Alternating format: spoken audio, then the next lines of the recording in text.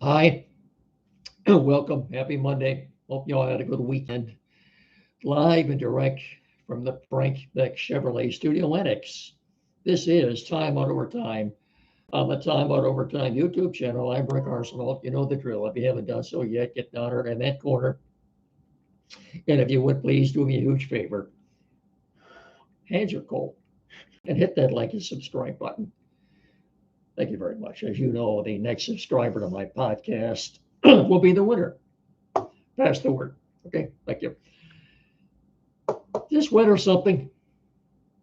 It feels like the middle of January, doesn't it? Or February? Lows tonight in the 20s. Snow. I didn't. I didn't think we'd get this much snow, and if you don't have a snow brush in your car and your car's out all night, you've got my sympathy. But one more cold day tomorrow. High of 32 tomorrow, and then I think it starts warming up. In fact, we may be back in the 60s by the weekend. But this is I've never seen anything like this. I have, but it's a long time ago. You've got snow in the yard, and on top of the snow now, you've got leaves coming down on top of the snow. The leaves don't know how to act. Okay. One word, disgusting. That's all, ah, why do we live here? Really, you stop and think about it. Anyway, nothing we can do about it, but we do have a right to complain, right? Okay. Uh, Baseball, not a whole lot to report uh, on the Terrence Scoble front. There was a story in the Detroit News or Free Press this morning. I think it was the Free Press. I don't know. News, whatever. And from quoting Dan Dickerson, saying there's no way the Tigers are trading Terrence Scoble, at least not this offseason anyway. They're going to make another run for it. So we'll see. Jeff Passan of ESPN in an interview with Rich Eisen uh, says the Tigers would like to retain Skubal. Says Skubal likes it. Detroit. He likes playing for AJ Hinch and his pitching coach Chris Fenner. I don't know. What is he getting this from? Where's he getting his information from? He's getting it from the same guy that John Heyman last week got his information from when he said a year and a half ago the Tigers made a ridiculously low offer to Terrence Scoble. Yeah, that's right. He's getting it from Scott Boras. Believe me, folks, Scott Boras, of course, is Scuble's agent. There is a method to his madness. I can assure you of that. I have to agree with Dickerson. I don't think the Tigers are going to trade Scuba this offseason. And I talked about this a little bit with Andy Saturday morning. And if I were to trade Scuba, I don't want prospects. If I had the winter meetings in early December, if I was going to trade Derek Scuba, folks, you're not trading me prospects, unproven prospects, because it's just what they are. Okay, there's no guarantee. On the three prospects the Tigers got for Justin Verlander from Houston, how'd that work out?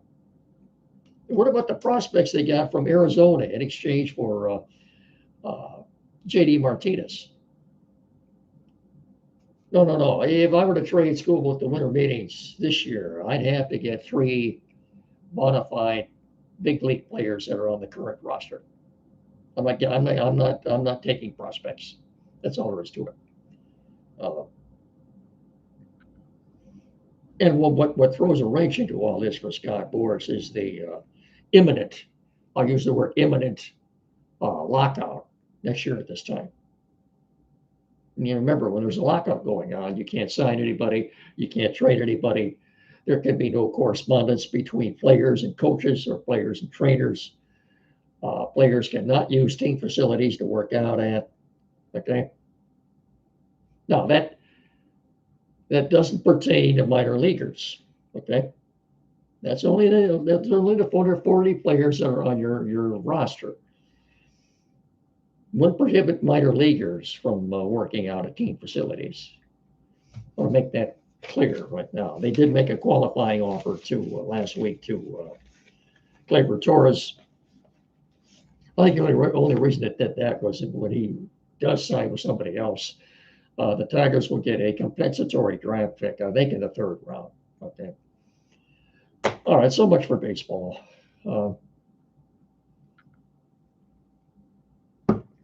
I'll be as brief and precise as I can about this. Hold it. I'm holding back a sneeze right now, and I don't want to sneeze on the air. No. Okay. I think we're done with that. Are we?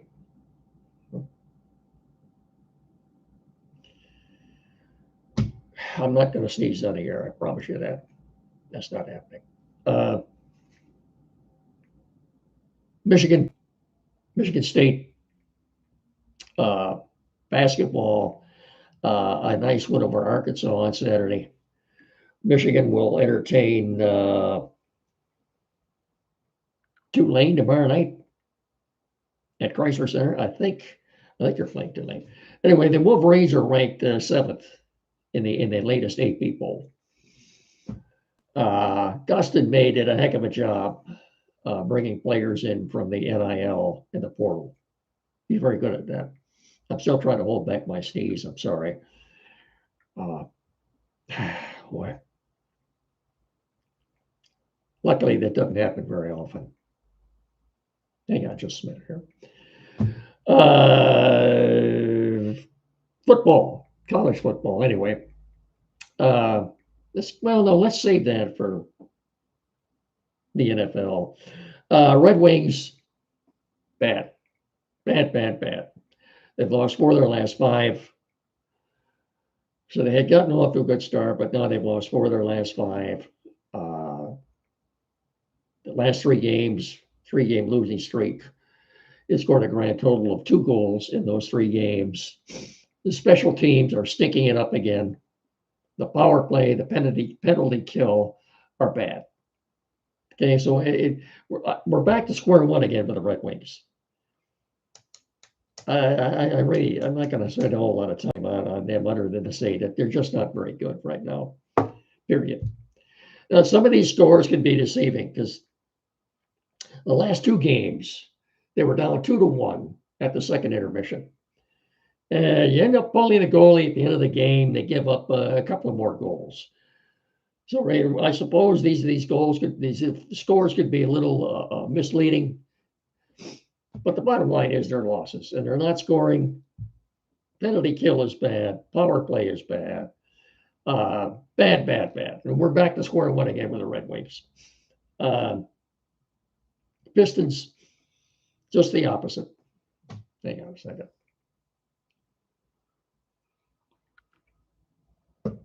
Going for their 7th consecutive win tonight at home against the 1-9 Wizards.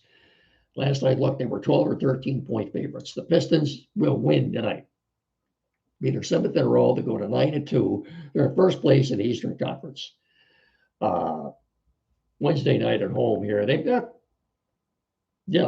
home tonight, and they're home Wednesday night to play the Bulls, who they lost to on opening night. That's just only one of their 2 losses. And then they've got the Sixers again Friday night at Little Caesars. So, what can I tell you? Cade Cunningham is playing like a superstar. He's taking over games in the fourth quarter now. Jalen Duren is scoring. The youngsters, Howard and Thompson. I mean, and don't forget, Jaden Ivey will be back after Thanksgiving. Beef Stew didn't even play the other night, I don't think, and they still will won at Philly. So good for them. And I'm happy for them. I'm happy for Tom Gores. I said before the season started, I predicted they'd win 51 games and get to the Eastern Finals. I'm sticking with that. So good for them. Okay, let's get our commercials out of the way here. As you know, I'm very happy and proud to have welcomed the Finish Line Family Restaurant on Carlton Road in Hillsdale to our family of sponsors with their new hours, under new management, with their new hours. Gavin Carr and his team, you couldn't meet nicer people. Uh, New hours, Monday, Thursday, and Friday from 6 a.m. to 8 p.m. Saturday, Sunday, Tuesday, and Wednesday from 6 a.m. to 3 p.m. A lot of new menu items: Carl's Cajun chicken wrap, a special bread BLT, kicked up BLT on steroids, if you will, something called a Darcy burger. New daily specials coming soon: homemade spinach and artichoke dip, grilled cheeseburger with brisket blended burger mix. It all sounds mouth-watering and great. Can't wait to try all of these new menu items. For a great family atmosphere. It's got everything you want in a restaurant. I mean, you don't survive more than 4 decades if you haven't done something right. And it's become a tradition. It's become a landmark. I can't imagine this community without the Finish Line Family Restaurant on Carlton Road, directly across from Earl Swift Printing. You really don't even have to give an address because everybody knows where the Finish Line Restaurant is. Like I said, great family atmosphere, award-winning breakfast, fast, friendly service. It has anything you want in a family restaurant. So remember the new hours: Monday and Thursday and Fridays, now open until 8 p.m. Remember, when you go to the finish line, you finish first. Okay, I'll see you there. Okay. We're also brought to you in part by Frank Beck Chevrolet and M99 between Hillsdale and Jonesville. They wanted me to remind you, coming up this weekend, the Buck Ball at the Jerome Country Market, the 15th and 16th. Boy, deer hunting is upon us, isn't it? The firearm deer season is approached. It's upon us. And so special events, the 15th and 16th at the Jerome Country Market. There will be representatives there from Frank Beck Chevrolet. WCSR will be broadcasting out there, I think, both days. Big doings. The Buck Bowl at the Jerome Country Market, the Beck Chevrolet Buck Bowl. Again, and good luck to all the hunters. Good luck to all the hunters. So, the Buck Bowl, 15th and 16th. Okay. We're also brought to you in part by Barrett Insurance on the corner of M99 and US 12 in downtown Jonesville, 517-849-1000. Barrett Insurance, that's barrettins.com. Barrett Insurance, protecting your dreams. As I said, 517-849-1000. M99 and US 12 in downtown Jonesville, 517-849-1000.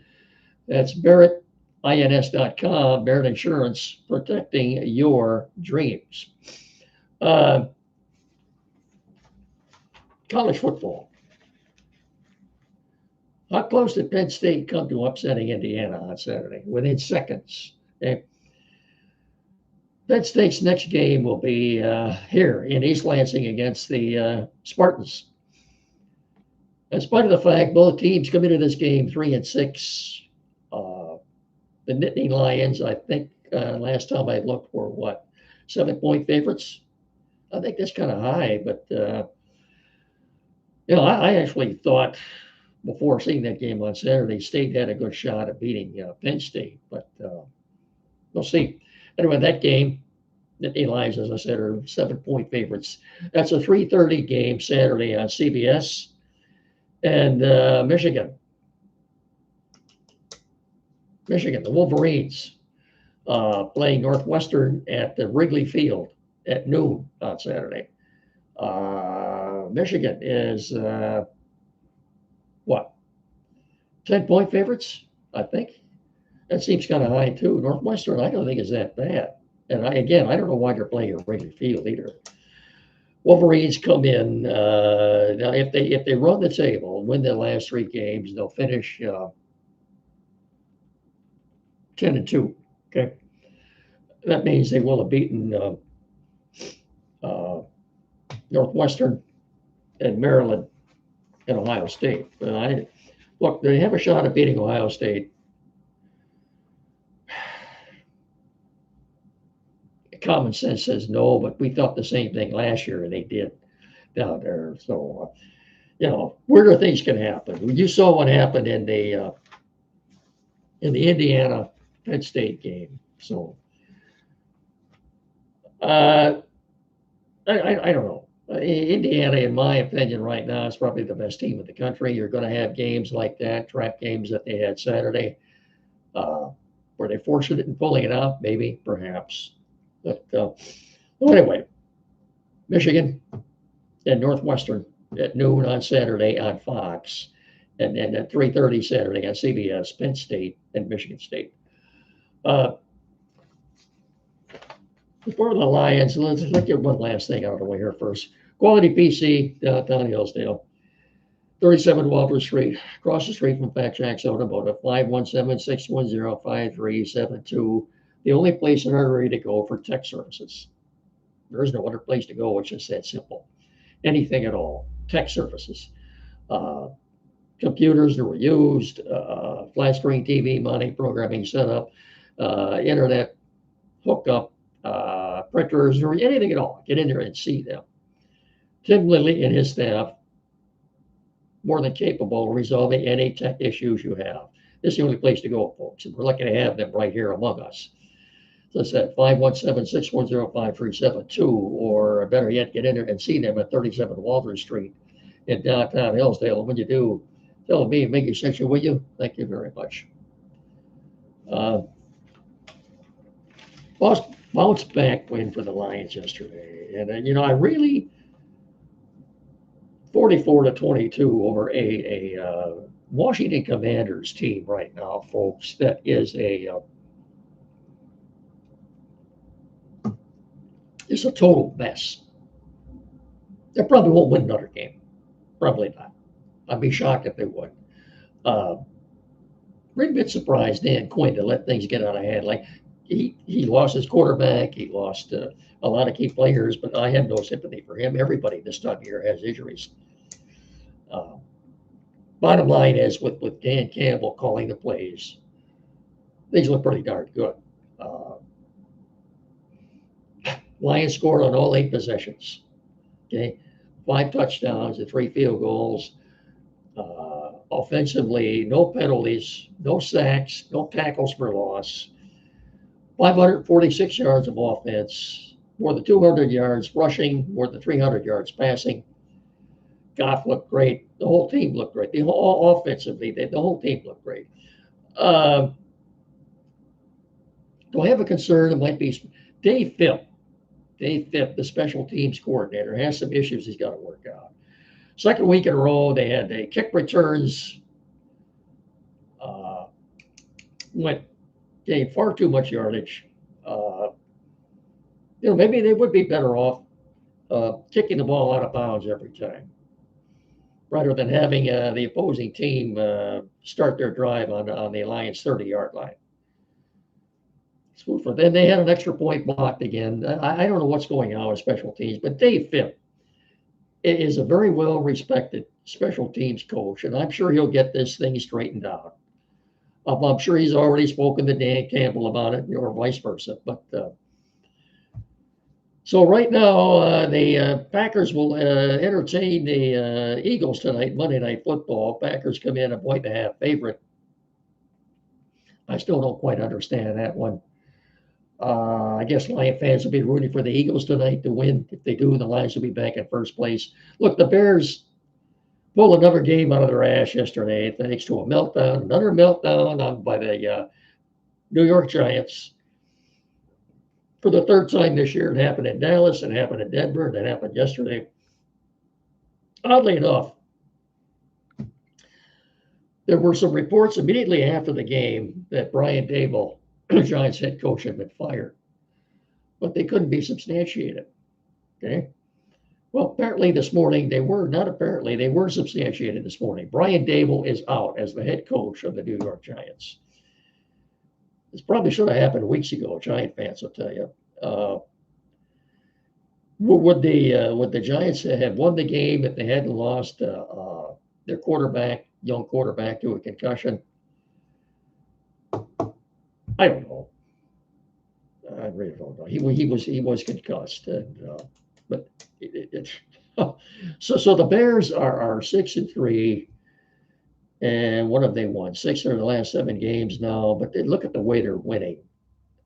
I've always said I'd rather be lucky than good. That's the case with the Bears.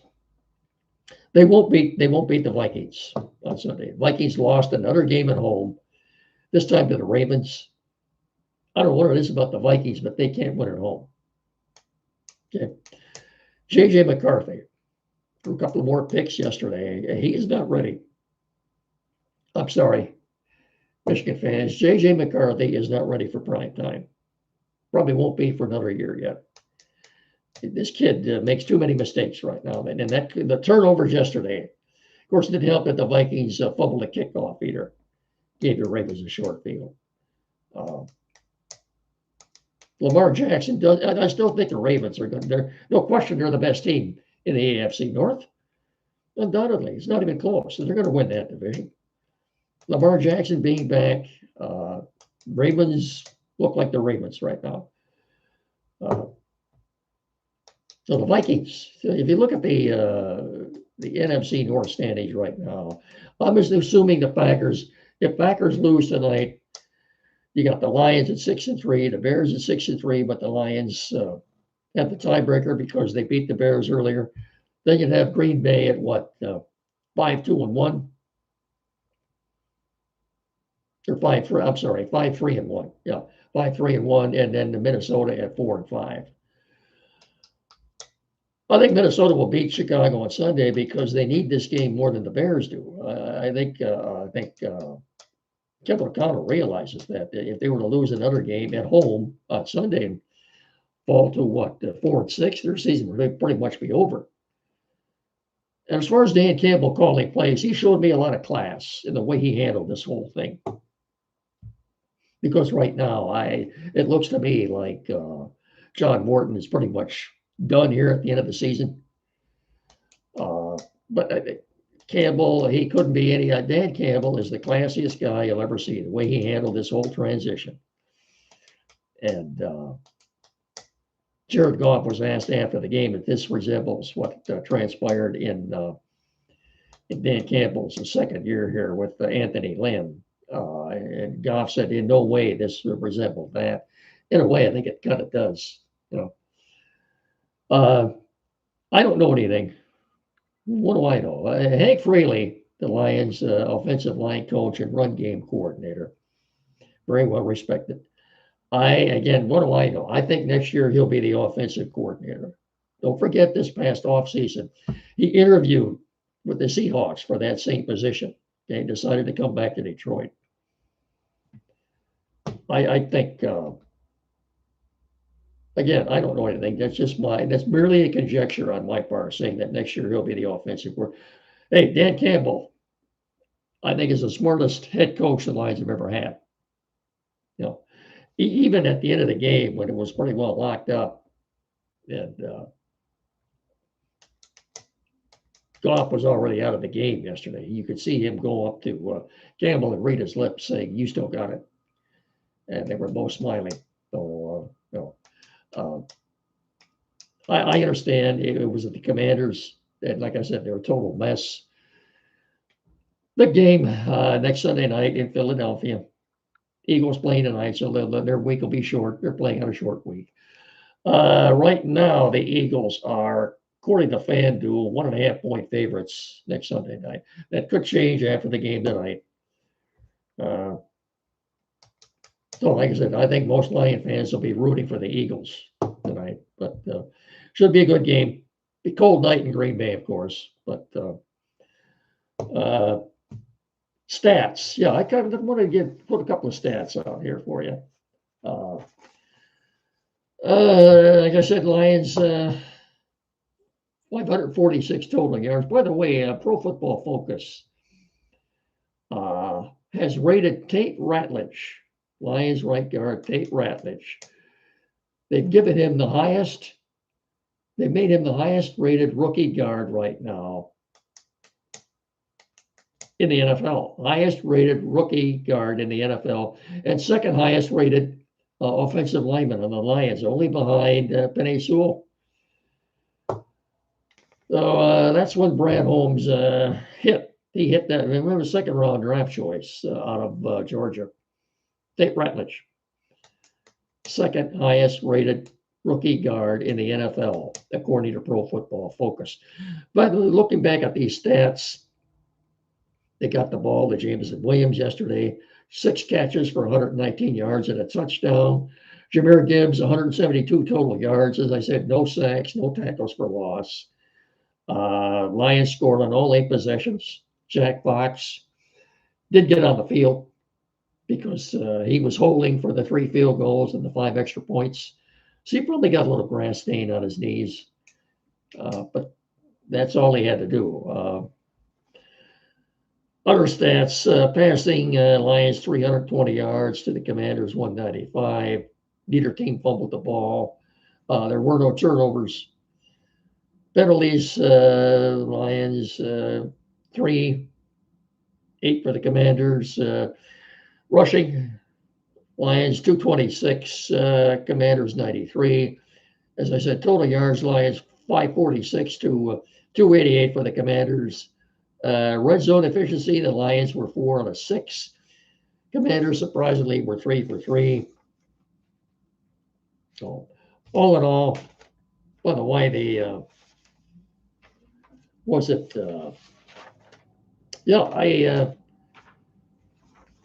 we reported earlier in the day by Adam Schefter of ESPN, the Lions now have the longest streak of not losing back-to-back games in NFL history. Longest streak of not losing back-to-back games in NFL history. That's Dan Campbell for you. The way he can get a team back up off the ground after a loss is the guy's amazing. As I said, folks, this is the smartest head coach the Lions have ever had. So, all right, I think that's going to do it. Don't forget, I'll talk to you all again on Wednesday, Saturday mornings, 9 to 10. Locally here, WCSR on the 92.1 with Andy and Jed. And so until Wednesday, again, I can't thank you enough for watching and listening. Thanks for all your support. And remember, tell your friends the next subscriber will be the winner. So until Wednesday, I'll simply say have yourselves a good rest of your evening. Remember, please treat each other with respect. So with that, so long, adios, everybody. Have yourselves a good night and go Eagles. Take care. Bye.